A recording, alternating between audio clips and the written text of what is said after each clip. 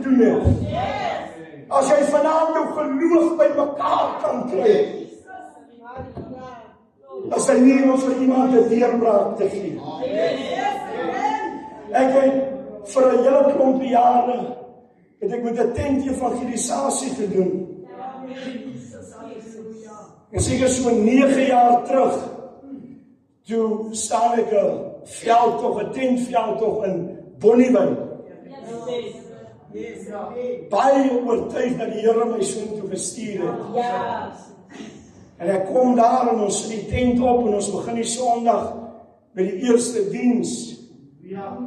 En ek was nog nooit so teleurgesteld soos daai afskopdiens nie. Toe was ons maar net so 6 mense wat daar in die tent sit. Prys die naam van die Here. Ons begin maar, ek skep moed en ek vertel, dis die begin, die Here gaan op saamwerk.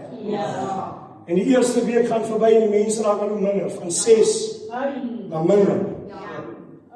Ek weet dan toe nie meer of die Here daar is en of die Here my soontoe gestuur het. En ek vra later vir die Here hier in die tweede week, het ek reg gehoor? Daar het ek nie genoeg gebid nie, of daar het ek nie genoeg gevas nie, of daar het ek ergens, miskien is dit 'n ander dorp wat moet gebeur begin. Miskien is dit die Bonnieville, miskien is dit 'n Bredasdorp, of iets soos dit. En die Here antwoord my nie in die volgende diens, soos ek maar weer daar, en toe is ons nou al later net 2 mense. Ek en 2 mense.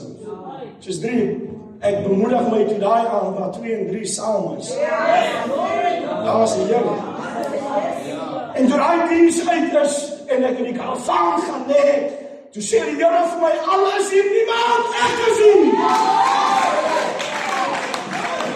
Die Here vraag vir my, wie soek jy? Wie wil